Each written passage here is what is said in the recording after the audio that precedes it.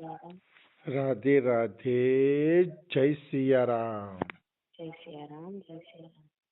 આપણે ઠાકુરજીની સેવા કેવી રીતે કરવી એ વિષય ઉપર પ્રવચન ચાલે છે, પણ એ પહેલા એક બે નાની નવીન વાતો મળી છે એની ચર્ચા કરી લઈએ. આજે મને રામસુખદાસજી મહારાજની ચોપડીમાંથી એક બહુ સુંદર અને સરસ વાત મળી. વાત એવી હતી કે એક સંત રામાયણનો પાઠ કરે, ગીતાનો પાઠ કરે, ભક્તમાલનો પાઠ કરે, બધાયના પાઠ કરે. પાઠ કરીને ચોપડી પાછી છે ને જેની હોય એને આપી દઈએ અને પછી પોતાના કુટિયામાં જઈને ભજન કરે. પણ એ કોઈ દી કોઈ ચોપડા લીએ નહીં. બધા લોકો એને કહે કે તમે આ ચોપડી રાખો, વાંચો, વિચારો, પણ કોઈની ચોપડી લીએ નહીં. પાઠ કરવા લઈ લઈએ, પાઠ કરીને ચોપડી પાછી આપી દઈએ. પણ ચોપડી પાછી આપતા પેલા એમ બોલે, હે પ્રભુ, આ જ્ઞાન મેં તારા ખાતામાં જમા કરાવ્યું છે, આ જ્ઞાન મેં હે પ્રભુ તારા ખાતામાં જમા કરાવ્યું છે, એમ બોલે. એટલે એક ભાઈએ પૂછ્યું કે તમે કેમ કોઈ ચોપડી રાખતા નથી? તો કે ચોપડી રાખવાની શું જરૂર છે? હું ભગવાનને કહી દઉં છું કે આ જ્ઞાન તારા ખાતામાં જમા કર્યું છે, મને જરૂર પડે ત્યારે યાદ દેવડાવી દેજે. આ બહુ મસ્ત વાત કરી એને કે હે પ્રભુ, મારે ચોપડી રાખવી નથી, મારે કઈ વાંચવું વિચારવું નથી, કઈ યાદ નથી રાખવું, વાંચીને તારા ખાતામાં જમા કરાવી દઉં છું, ટાઈમે તું મને એ જ્ઞાન યાદ કરાવી દેજે. આ નાનકડી વાત છે રામસુખદાસજીની, પણ બહુ કિંમતી વાત છે. વાસ્તવમાં એવું છે, ઘણા લોકો મને પ્રશ્ન કરતા હોય કે અમે વાંચીએ છીએ પણ યાદ નથી રહેતું, પણ હું દાવા સાથે કહું છું કે એ જયારે બોલવા બેસે ને ત્યારે કેટલી એવી વાતો સત્સંગની યાદ આવી જશે કે જે એને ભૂલાઈ ગઈ હશે. સત્સંગ કરશે તો એ ભૂલાયેલી વાતો પણ એને યાદ આવી જશે, એમાં કોઈ એટલે કોઈ શંકા નથી. ત્યારે આપણે એમ થાય કે લે આ સત્સંગની વાતો તો ભૂલાઈ ગઈ હતી અને આની હારે ચર્ચા કરવા માંડ્યા તો કેવી યાદ આવી ગઈ. એ યાદ એટલે આવે છે કે આપણો સત્સંગ, આપણું જ્ઞાન, આપણું ભજન ભગવાનના ખાતામાં જમા હોય છે અને ટાઈમે ટાઈમે ભગવાન એ જ્ઞાનને યાદ દેવડાવે છે, નિશ્ચિત યાદ દેવડાવે છે. એમાં કોઈ એટલે કોઈ પણ પ્રકારની શંકા નથી. મારા પરિચયમાં એક બે ભક્તો એવા છે કે જેણે મને મોઢે કીધું કે અમારા સખા સહેલીઓ સાથે જયારે અમે ચર્ચા કરીએ છીએ કે ત્યારે હું બોલું છું, કલાક દોઢ કલાક બોલું છું, મને પણ ખબર નથી પડતી કે હું તો વક્તા નથી તો આટલું કેમ બોલી ગઈ, આને આટલું કેમ સમજાવી દીધું, એ મને પણ ખબર પડતી નથી. આવું શક્ય છે, આવું સંભવ છે, આવું બની શકે છે. તમે ભગવાનના ખાતામાં જ્ઞાન જમા કરાવી દો, ભગવાન સમયે સમયે યાદ દેવડાવશે. તમે યાદ રાખવાની કોશિશ કરશો કે યાદ રાખવાનું બળ કરશો તો ભગવાન કદાચ રૂષ્ટ થશે કે આ તો પોતાનું બળ વાપરે છે. એનો અર્થ હું એમ નથી કહેતો કે અધ્યયન નહીં કરવાનું, ચિંતન મનન નહીં કરવાનું.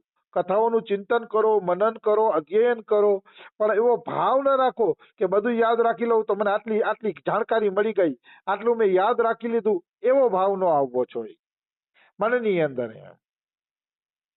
તો એક તો આ નવીન વાત હતી. બીજી એક નવીન વાત ઈ છે રામસુખદાસજીની કે અત્યારે આખા જગતના લોકો એમ કે છે બ્રાહ્મણો ખરાબ થઈ ગયા છે, બ્રાહ્મણો ખરાબ થઈ ગયા છે. તો રામસુખદાસજી કહે, હું પૂછું છું કે શું ક્ષત્રિય, વૈશ્ય અને શૂદ્ર ખરાબ નથી થયા? કે બ્રાહ્મણો ખરાબ થયા છે તો ક્ષત્રિય, વૈશ્ય અને શૂદ્ર ખરાબ થયા છે. મતલબ ચારેય કોમના માણસો બગડ્યા છે કળિયુગના કારણે. અને કોઈ એકબીજાને દોષારોપણ કરીને અપરાધમાં ન પડો. રામસુખદાસજી કે દોષારોપણ કરીને અપરાધમાં પડશો તો તમારી ભક્તિ સફળ નહીં થાય. કારણ કે બ્રાહ્મણ બગડ્યા છે તો ચારેય વર્ણ બગડ્યા છે, એવું નથી કે એકેય વર્ણ નથી બગડ્યા. ક્ષત્રિય ક્યાં પેલાની જેમ રક્ષા કરે છે દુખિયારાઓની? નથી કરતા. વૈશ્ય ક્યાં હરખી રીતે વેપાર કરે છે? ખોટું કરીને જ વેપાર કરે છે. શૂદ્ર ક્યાં બીજાની સેવા કરે છે? એને મોટા ઓફિસર બનવાની લાલસા જાગી ગઈ છે. ચારેય વર્ણની અંદર કળિયુગના કારણે દોષ આવી ગયા છે. એટલે રામસુખદાસજી કે કોઈ એકબીજા ઉપર આક્ષેપ કર્યા વગર પોતે સુધરો, પોતાના સુધારાની ચિંતા કરો અને ભગવત પ્રાપ્તિ કરો. બાકી તો આ બધું બૈગડું છે એ બૈગડું જ છે, એમાં કોઈ એટલે કોઈ શંકા નથી. અને એનું પછી રામસુખદાસજીએ ઉદાહરણ આપ્યું. ઉદાહરણ એ આપ્યું કે અમુક બ્રાહ્મણોએ કીધું, હા આજના ક્ષત્રિયો તો બગડી ગયા છે. એ કહે કેવા થઈ ગયા છે એ કે રાજા રામે તો પાણા તરવી દીધા, પાણા તરવીને પુલ બાંધી દીધો. લ્યો ક્ષત્રિય કે તમે આ પાણીની કુંડીમાં એક કાંકરોય તરવી દ્યો તો અમે માનિક તમે રામ જેવા છો. તો ક્ષત્રિયો શું બોલ્યા ખબર છે? એ રેવા દ્યો બ્રાહ્મણો, રેવા દ્યો એ કે અગસ્ત્ય ઋષિ તો સમુદ્ર પી ગયા હતા કે તમે એક આ કુંડી એક પાણી પીને દેખાડો તો અમે માનિક બ્રાહ્મણ બરોબર છો. મતલબ કહેવાનો ભાવ છે બ્રાહ્મણ ક્ષત્રિય ઉપર કીચડ ઉછાળે છે, ક્ષત્રિય બ્રાહ્મણ ઉપર કીચડ ઉડાડે છે, એટલે ચારેય વર્ણના લોકો એકબીજા ઉપર કીચડ ઉડાડે છે, પણ એનાથી કોઈને કાંઈ મળવાનું નથી. જો હું ઉદાહરણ જ આપું છું, મારે કોઈ જાતિ વારે મતલબ નથી. આ તો રામસુખદાસજીએ ઉદાહરણ આપ્યા, એ ઉદાહરણ દ્વારા હું તો ઈ સમજાવવા માંગુ છું કે આ કીચડ ઉછાળીને કાંઈ વળવાનું નથી. કળિયુગની અંદર બધાય વર્ણ બગડી ગયા છે, એટલે આપણે આપણું ભજન કરીને નીકળી જવું. સાર વાત ઈ છે જે વ્યક્તિ પોતાનું ભજન કરીને નીકળી જાય છે એ વ્યક્તિ આ સંસારમાં ભાઈડો, બાકી તો બધા મરી રહેવાના છે. કારણ કે સંસાર ઉપર દોષારોપણ કરવાથી નરકોમાં વયો જશે, એમાં કોઈ એટલે કોઈ શંકા નથી. પછી રામસુખદાસજી મહારાજને એક પ્રશ્ન પૂછવામાં આવ્યો કે ઈશ્વર આપણું હિત જ ઈચ્છે છે તો આપણે આ દુખાલય સંસારમાં શું કામ નાખી દીધા છે? બહુ મસ્ત પ્રશ્ન કર્યો કે આપણે ઈશ્વરને હિતે શું કહીએ છીએ? ઈશ્વર બધાયનું હિત જ ઈચ્છે છે, તો બધાયનું હિત ઈચ્છવા છતાં આપણે આ દુખાલય સંસારની અંદર કેમ નાખી દીધા છે ભગવાને? તો રામસુખદાસજી કે તમારી મરજીથી નાખ્યા છે, તમારી જ મરજી છે, જીવાત્માની જ મરજી છે કે મને ધન મળે, દોલત મળે, સંસાર મળે, મકાન મળે, દુકાન મળે, અને તમારી આસક્તિઓના કારણે જ વારંવાર તમને સંસાર મળે છે. ભગવાને નથી નાખ્યા, તમારી આસક્તિના કારણે તમને સંસાર મળે છે. ભગવાન ક્યારેય કોઈ દી કોઈને સંસારમાં રાખતા નથી. પછી રામસુખદાસજીએ મસ્ત ઉદાહરણ આપ્યું કે બાપ તો દીકરાને બધી સંપત્તિ દેવા માંગે છે, પણ દીકરો નાનકડો છે ને એટલે માટીના રમકડા જ માંગે છે. પિતાજી મને બજારેથી માટીના રમકડા લઈ દેશો? પણ પિતાજી કેવું કરોડોપતિ છું, અને તને મારે કરોડોની સંપત્તિ દેવી છે? તો કે નહીં, મારે કરોડોની સંપત્તિ ન જતી, મને માટીના રમકડા લઈ દો. કારણ કે નાના બાળકને તો માટીના રમકડા જ ગમે ને, કરોડોની સંપત્તિથી શું મતલબ છે?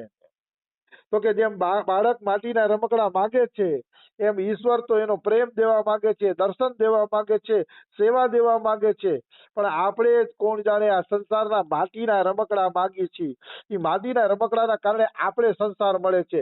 ઈશ્વર કોઈને આ દુઃખમય સંસારમાં નાખતો નથી. રામસુખદાસજી કે જેથી તમે આ માટીના રમકડાને છોડી દેશો, માટીના રમકડાની આસક્તિને કાઢી નાખશો, ત્યારે આ સંસારમાં તમને ભગવાન દેખાવા મળશે અને તમને એમ લાગશે કે હું તો ભગવાન જેવું ધન છોડીને માટીના રમકડામાં પડ્યો હતો, એવું તમને લાગશે. વાત મને ચોટી ગઈ છે, ગમી ગઈ છે, બહુ સારી વાત છે. કારણ કે થોડોક ભગવાનની દયાથી અનુભવ પણ છે કે સંસારની જેટલી આસક્તિ ઓછી કરી છે, જરૂરિયાતો ઓછી કરી છે, એટલી જ ઈશ્વરની કૃપાનો અનુભવ થાય છે. એટલે આ માટીના રમકડાને છોડો, આ માટીના રમકડાને પકડશી ને તો ઈ સંસાર પાછો બીજા જન્મે મળશે. કારણ કે જેટલી આસક્તિ કરી છે તોડવા પાછું આવવું તો ખરા ને આપણે, આવી વસ્તુ છે. એટલે આ માટીના રમકડાનો સંસાર છે, એને આપણે જ માગ્યો છે, ઈશ્વરે આપ્યો નથી. ઈશ્વર તો એમ કે છે મારો આનંદ લ્યો, પણ આપણે જ માટીનો સંસાર માગી અને દુઃખમય સંસારમાં પડી છે. ઈશ્વર કોઈને દુઃખમય સંસારમાં મોકલતો નથી. આ વાત જેટલી તકે સમજાઈ જાય એટલી જ તકે જીવ છે એ સુખી થશે. આવી વસ્તુ છે. હવે ઠાકુર સેવાની ચોપડીમાં આપણે એ પ્રશ્ન હાલતો હતો કે ઠાકુરજી ખંડિત થઈ જાય, એનો હાથ અથવા પગ કઈ તૂટી જાય તો શું આપણે એ ઠાકુરજીની મૂર્તિની પૂજા કરી શકીએ કે એને પધરાવી દેવી જોઈએ? શું કરવું જોઈએ? તો કે બે વાત ઠીક છે. એ મૂર્તિને તમે ઠીક કરાવીને પૂજા પણ કરી શકો છો અને એ મૂર્તિને પધરાવીને નવી મૂર્તિ પણ લઈ આવી શકો છો. બે વાત ઠીક છે, જેને જેવું ફાવે એવું કરે.